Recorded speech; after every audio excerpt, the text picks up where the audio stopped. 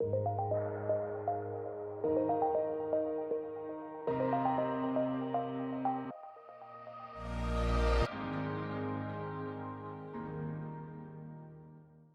morning, everyone. It's a pleasure for me to be here. Today's topic is about the federal budget, or as Alexander Hamilton would have called it, the nation's political arithmetic. So it's a pleasure, again, for me to be here. I've looked at many of your resumes, and you're an incredibly impressive group.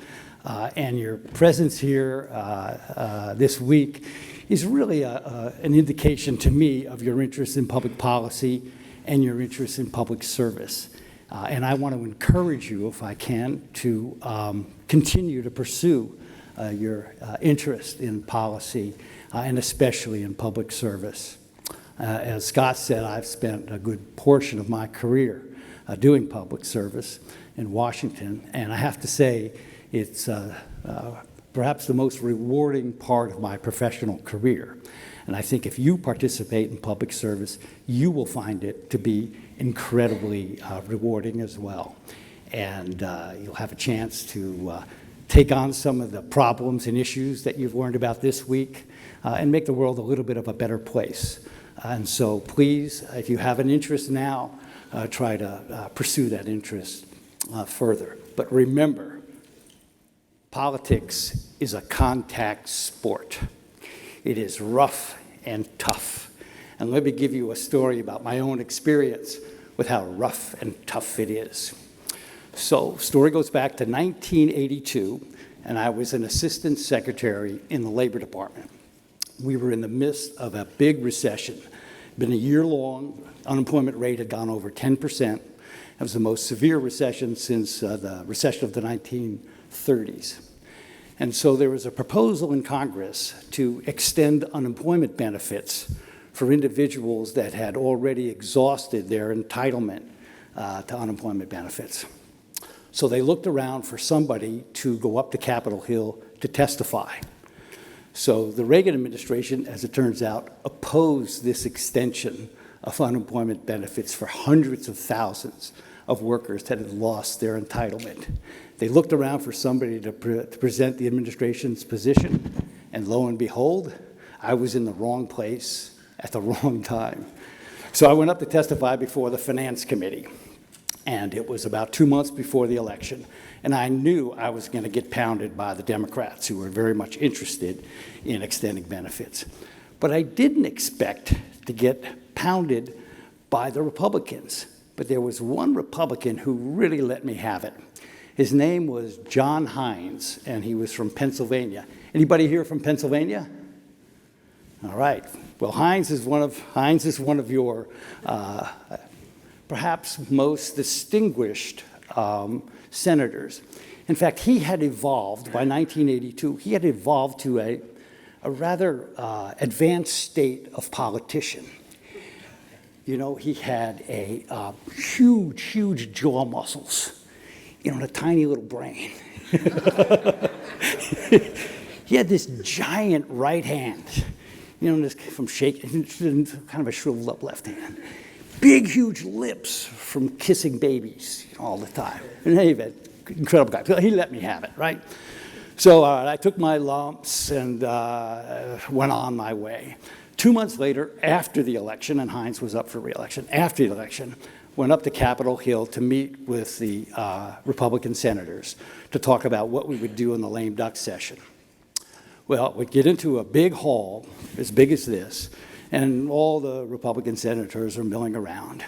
And I walk in, and from across the room, I hear this booming voice, "Cogan," and it's John Hines with his giant hand, coming at me. "Cogan, I got to tell you, I want to thank you so much. We showed me a video of me kicking the crap out of you from one side of the state to the other. You were worth at least 6 points to me for my re-election, so thank you very much." That was my introduction to politics as a contact sport. So it's real. So be prepared for it. But in any event, I've been on a mission since leaving Washington. And it's more than a mission, it's a quest. it's a crusade, and the crusade is to combat budget illiteracy. Scott said that I was the expert on the budget, and that's because nobody else cares or knows anything about the budget in Washington. But in any event, it's been a lonely mission. It's been half part hope and half despair. Hope is when I talk to you all, people, young groups like you. Despair is when I go to Washington. But in any event, I want to start off today with a little budget test. It has 4 questions, and let me put you need to use your phones. We're going to answer this in real time. Okay, so the first question is kind of a gimme, I think. But in any event, how much did the federal government spend last fiscal year? 40%. All right, there we are. All right, stop tapping. Okay, so 44% say 7 trillion. 29%, 4.1 trillion. Okay, well, the correct answer is B, 4.1 trillion. Those of you who answered 7 trillion are a little bit ahead of your time. Because in about 8 years, it'll be 7 trillion. So come back in 8 years and tap the same thing, you'll get it right, okay? Actually, the 3 trillion is what it was 10 years ago. So it's grown by about a third in the last 10 years, federal spending has. And in the next 8 years, it's going to grow by 75%. So it's really taking off. The 12.2 is just a number I made up. Okay, all right, next question. Greater degree of difficulty. By how much did federal spending exceed federal tax revenues last year? All right, 53% seems to have started out fast out of the gate and has retained the lead. So the answer is C, 50%. Very good, excellent. Okay, next one.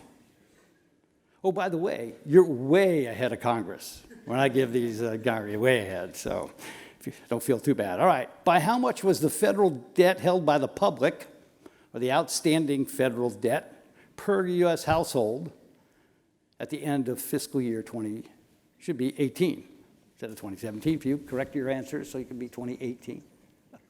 Okay. Well, there's a certain consistency here. The correct answer is A, $123,000 per household is what the Congress has run up in debt so far. But the consistency is that B, which received 51% of the answers, is also 8 years into your future. So nice consistency between the spending and the debt. So you're a little bit ahead of your time. All right, the final question, final Jeopardy. Final question is, toughest one. What federal agency, excluding the Defense Department, has the most employees settling in on HHS? Well, the answer is D, the Veterans Affairs Administration. So HHS has about 140,000 employees. The VA has about 360,000 employees.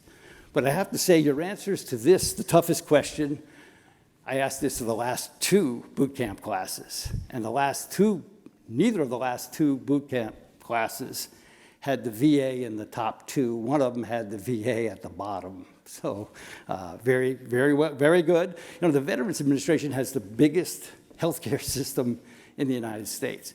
It has something like 1,200 medical facilities, 170 hospitals spread around the country. It's truly an extraordinary thing.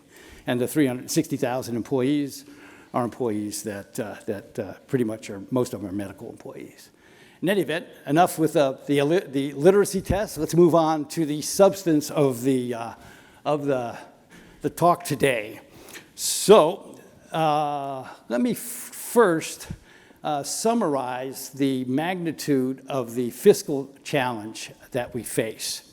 So this chart shows federal spending as a percentage of our gross national product from 1795 to the present, and then for the next 30 years, the projection for where it's headed if we don't change the current path that we're on. So the blue is our history, and the red is the projection for the future. Economists like to measure spending relative to GDP because when you think about it, there's only two ways to finance government spending. You either finance it through taxes, or you finance it through borrowing, or some combination of the two. So the federal budget is like a bank account. You've got these expenditures, and you've got receipts coming in. If your receipts are not enough to cover your expenditures, you go out and you borrow. And so GDP is a sort of a measure of national income. So the spending relative to GDP is the amount of resources that the federal government is extracting from the economy, or the amount of income that the federal government is extracting from the economy, from the private sector economy, and then turning it around and spending it for their own purposes. So that's how economists sort of think about this sort of metric. But in any event, the chart's kind of a nice chart that kind of capsulizes the whole history of the U.S. You could see that little pimple on the left of the War of 1812, very modest expenditure. You see the large expenditure of the Civil War, where spending rose to about 15% of GDP. World War I, rather small expenditure in the form of money, large expenditure in the form of human lives. You see World War II, massive expenditure. You also see the pre-New Deal era, right up through the early 1930s, where government, absent these wars, was very small. And during these years, the United States followed the norm of a balanced budget. That is to say that the budget was balanced or in surplus, except during wars and during economic recessions. Then came the New Deal, and you can see the consequences of the New Deal combined with the United States' emergence as a great power after World War II. Expenditures went from about 3% of GDP all the way up to 20% of GDP, and then 21% of GDP today. We've never really financed this large increase in government spending with taxes, only partially so. So if you go back over the last 70 years, the budget has been in deficit. That is, revenues have been less than expenditures in 62 of the last 70 years. And so deficit spending has become a way of life in Washington. And so we sort of have the desire for spending, but we don't have in Congress, and have not had in Congress, the will to finance those expenditures with current taxes, hence the borrowing, hence the run-up in the debt. As you can see going forward, the increase in government spending is going to be quite sizable, going from 21% of GDP to 30% of GDP, an enormous increase, taking our expenditures into unprecedented territory. So what are the fiscal impacts of this increase in spending? Well, there's only three, and really probably two, possible outcomes. One is chronic budget deficits, as Congress continues its current ways of failing to fund its financial commitments, and increasing debt that goes along with it. Another alternative is higher taxes. A third one is what's going on now, and that we're squeezing out expenditures on other domestic government functions and on our national defense. Talk a little bit more about that later. But the next chart shows you how much debt we'd have to issue and how much taxes would have to be raised if we chose to finance the increases in expenditures in the previous chart exclusively with higher debt or higher taxes. And so the left-hand column, or left-hand legend, shows you debt to GDP. The shaded area shows you the debt to GDP from 1800 to the present, where that vertical line is, and then the future. And you could see the effects of wars on the debt. We have a rising debt during the Civil War, rising debt during World War I, rising debt World War II. But in each case, after the war ends, we've reduced the debt relative to our GDP. And then you can see in the recent years the run-up in the debt right before the vertical line. And that's the government's response to the Great Recession, a large increase in expenditures, reduction in revenues as economic activity declined, caused the national debt to, in nominal dollar terms, in 10 years to triple. And so a very, very significant increase. And of course, you see the projection for the future, where the debt will go to about 100% of GDP in 8 years, 10 years, and then to ultimately to 160% of GDP out 30 years out. But it's a continual rise. Economists think of a danger zone for debt, and that danger zone starts at around 100% of GDP. I'll talk about that in a moment. The blue line and the right vertical axis shows you the, what would have to happen to taxes in order to finance the increase in expenditures, and it puts it in historical perspective. So you can see taxes also being used to finance earlier wars, and then you see the run-up in the dotted line for higher taxes. Taxes going from about 17% of GDP today to about 25% of GDP when you all are in your early 30s. And so it's a rapid run-up in taxes if we chose to finance the increase in expenditures with higher taxes. So what are the consequences of the debt and the taxes that would have to be incurred in response to the higher spending? And the answer is, it's darn scary. So first on taxes.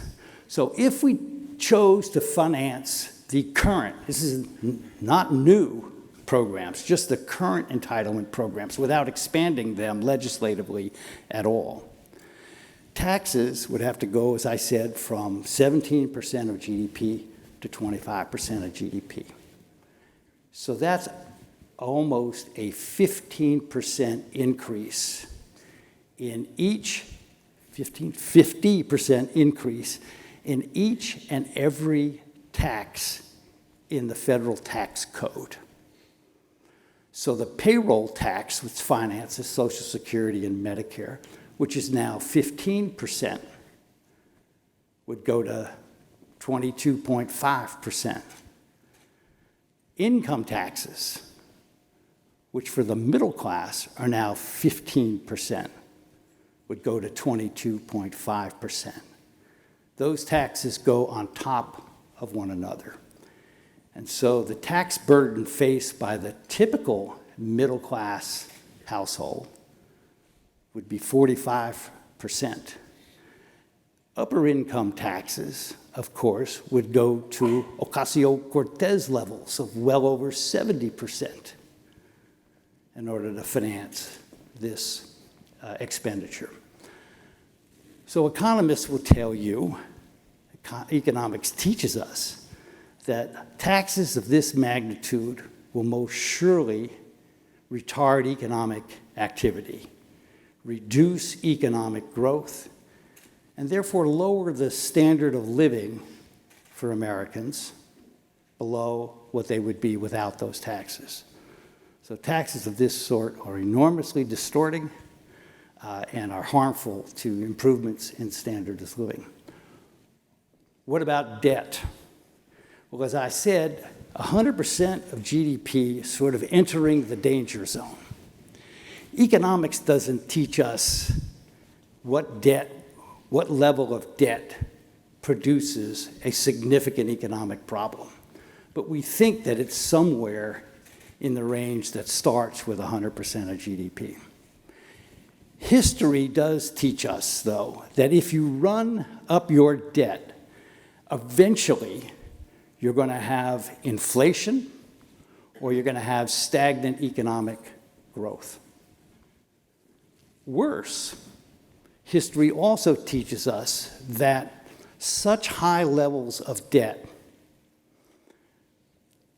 end up making a country's financial system far more prone to crises, to financial crises. And the worrisome thing for me is that these crises don't come along slowly. These crises come along, bang, suddenly. Before you know it, you're in one. Before you know it, financial markets have frozen up. Asset prices collapse, and you're in a maelstrom. It's sort of like an earthquake, right, or a tornado. It comes without warning. That's what history teaches us. And so when people ask me, why, John, are you concerned about these deficits and the debt? I say, well, taxes are always bothersome, but at least taxes, the political system gets the pain associated with taxes as they start rising. And there's a balancing then among the body politic and the elected officials. Debt, on the other hand, everything seems like it's rosy. Everything seems like it's going along quite well. And then all of a sudden you're in a crisis and the economy is in deep, deep trouble. So that's why I tend to worry more about the consequences of debt than the consequences of taxes. Taxes seem to be self-correcting in a democracy. I'm not sure that debt is.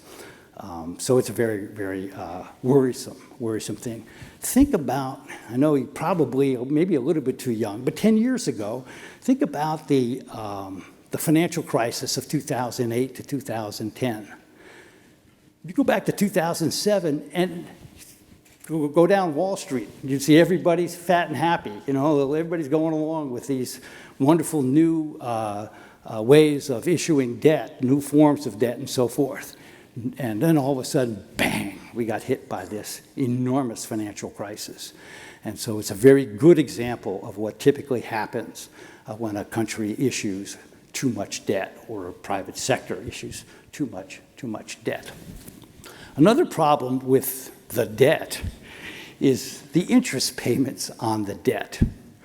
So if we continue on our current path and we choose to finance the expenditures as we have with higher and higher amounts of debt, the interest burden is going to rise. Even if interest rates only rise appreciably, what we will see in 6 years, we will spend more on interest payments on the debt than we spend on national defense. In 10 years, we'll spend more on interest payments, twice as much on interest payments than we do on all of our cash welfare programs, food stamps, the Affordable Care Act subsidies. And so when you think about the government's debt squeezing out other government programs, that's a very good metric. Think about it in terms of. So very, very scary.